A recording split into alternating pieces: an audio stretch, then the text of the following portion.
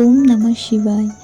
আজকে আমি তোমাদের সামনে শিব দুর্গার পটচিত্র নিয়ে চলে এসেছি।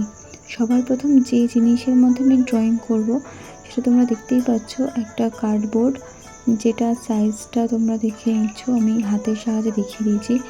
আর যে কোনো ড্রয়িং করার আগে আমি যেরকম হোয়াইট কালার ইউজ করি সেরকম ইউজ করে আমি একটি খাতায় এঁকে নিয়েছি এবং আঁকার পর কার্বন পেপার ইউজ করে আস্তে আস্তে সেটা ওই কার্ডবোর্ডের মধ্যে অ্যাটাচ করে আমি ছাপটা তুলে নিয়েছি।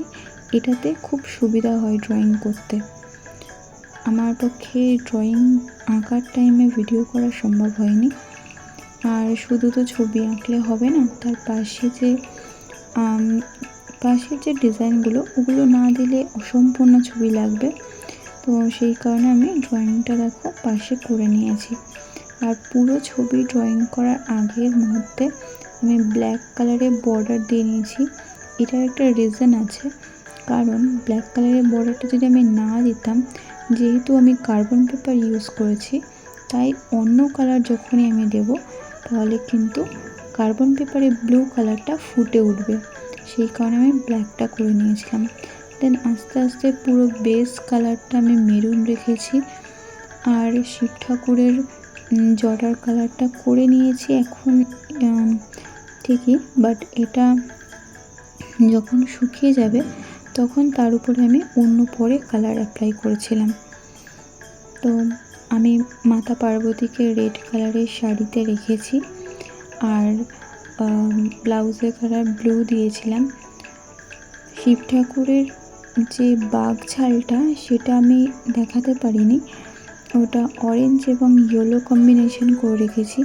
সব তো ভিডিওতে দেখানো সম্ভব নয়, তো এটা খুবই ইজি ব্যাপার। ইয়েলো আর অরেঞ্জ মিশিয়ে এই কালারটা তৈরি করা যাবে। আর যে বাঘ ছালটা যেরকমভাবে করলে আমার ইজি লেগেছে, পটচিত্রে যে জিনিসগুলো মানায় আমি সেভাবেই করেছি। আর একটা কথা, যেটা পটচিত্র ছবি যে ড্রয়িংগুলো হয় তার মধ্যে কিন্তু অন্য জুয়েলারি থাকে না, গোল্ডেন জুয়েলারি থাকে না, শাখা পলা থাকে না। তো সেই ক্ষেত্রে এই ধরনের ছবি বা এই ধরনের আমি যে অর্নামেন্টসগুলো করছি সেগুলো বেশি চোখে লাগে। যেহেতু শিব ঠাকুরকে আমি সাদা রেখেছি তার জন্য আমাকে ব্ল্যাকে কাজ করতে হয়েছে।